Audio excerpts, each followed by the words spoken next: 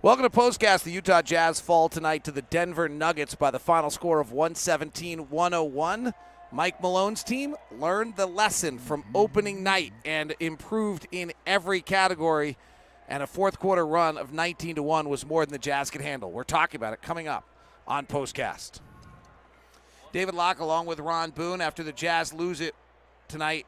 It was a game of runs. Denver went on an 18-2 run. The Jazz answered on a 10-0 run. Then Denver won a 17-4 run. Then the Jazz won an 11-4 run. And then the capper was a 19-1 run to open the fourth quarter.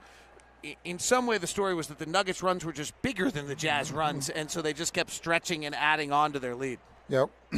The back-to-back threes, I think, that Hyden was knocking down, those kind of things just added on to it. And then the fact that the Jazz was fouling and Denver just took it to the Jazz tonight. I mean, they just took them to the woodshed and just and whooped their butt.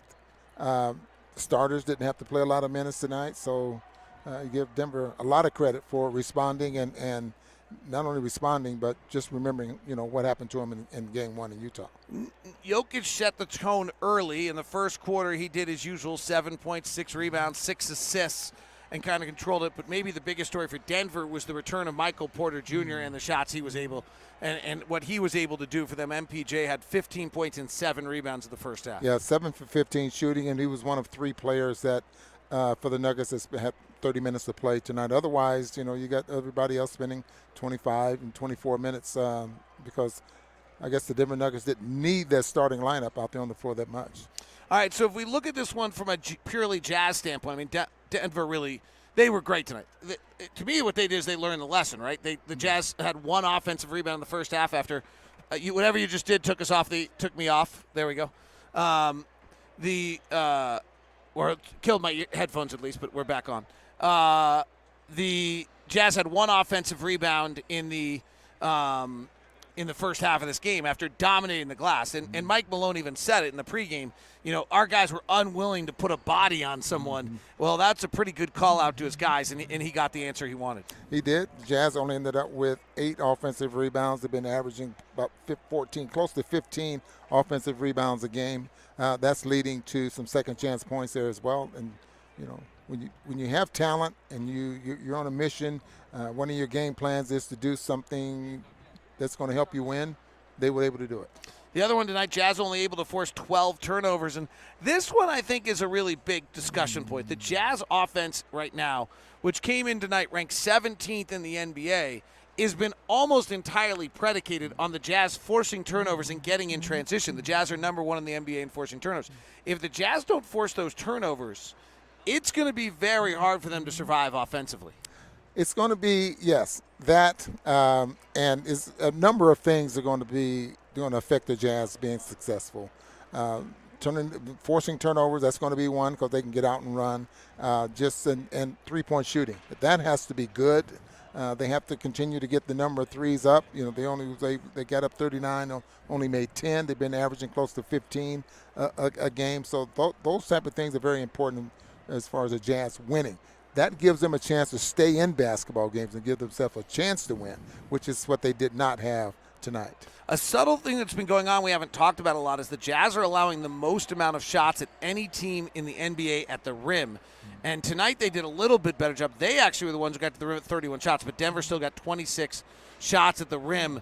And if you're allowing that many shots at the rim, you're going to have to be able to run out on people and go the other way and be able to change sides of the floor very, very quickly. And that fast break speed game was not as available tonight for the Jazz. Yeah, anytime you can get out and push the ball ahead of the defense, and you give yourself a chance to get those high percentage layups on the other side of the floor. Some of them, sometimes they're in fast break. You start spacing the floor. Guys start knocking down threes. Exactly what the Denver Nuggets did there in that second quarter when they got hot and got, what did they have?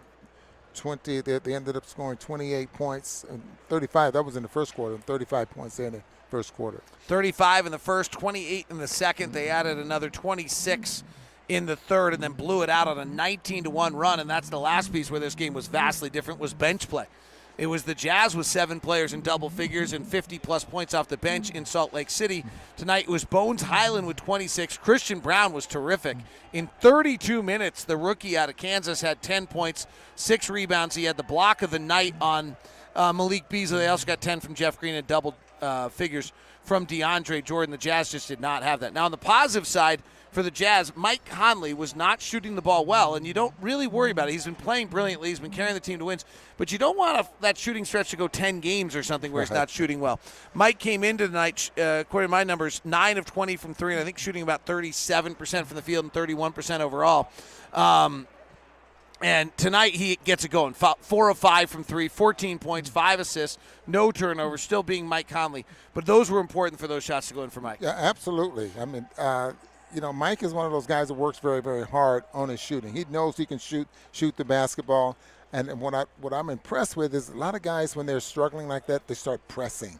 They start going back to mechanics and things like that. He does and works. He has this little ritual that he does, and he doesn't get away from that. And he knows that those shots are going to fall eventually. One thing I'm super curious to keep an eye on, Ron, is the life of Jordan Clarkson. So Denver plays this a second time and realizes, okay, wait a sec, Jordan Clarkson's like the guy we got to take away. He goes 1 for 10. The other night, Jordan Clarkson went 6 of 14 in the second matchup against Houston. It will be interesting to watch how teams build scouting reports to deal with the Utah Jazz, but I think we're beginning to see it.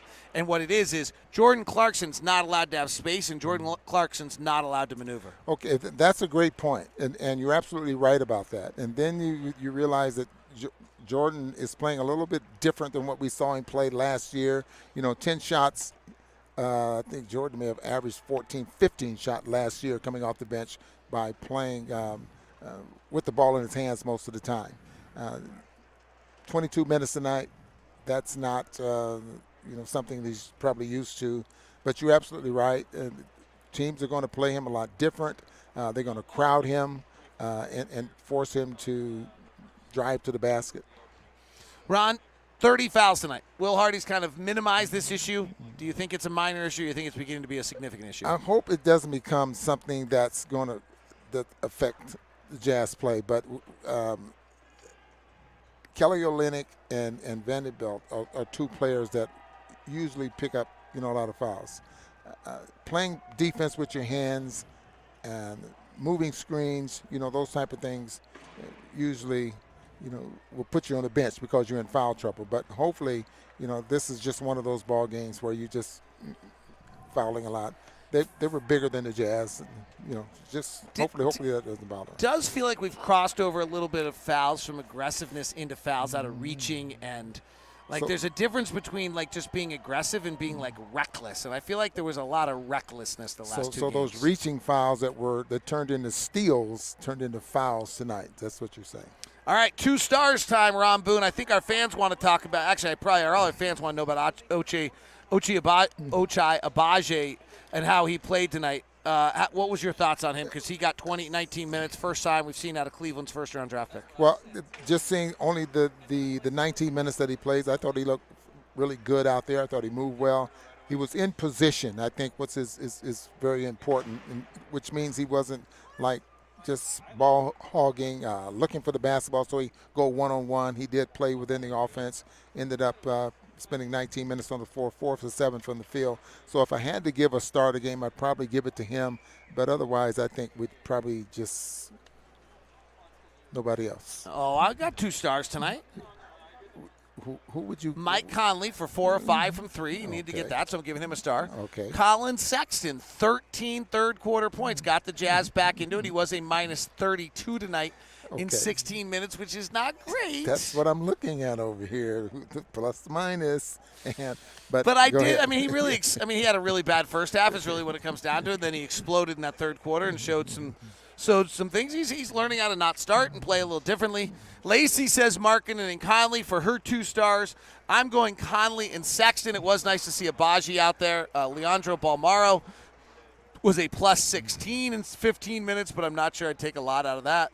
And Agbaji was minus 6 in 9 minutes. No, Agbaji was minus 6 in 19 minutes. 19 minutes.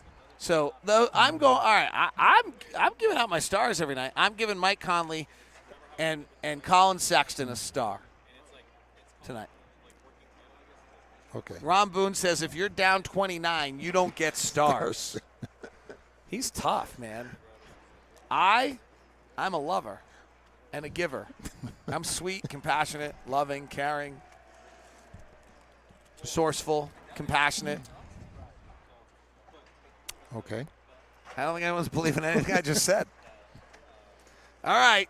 You guys can all discuss amongst yourself who your 2 stars would have been. Ja Morant's in the house tomorrow night. I'm so excited to see Ja. Come on out and join us. Tickets are available. So what is his name? Ja. Awesome. Besides I'm just awesome? going to awesome. Okay. I don't know. Jaw dropping?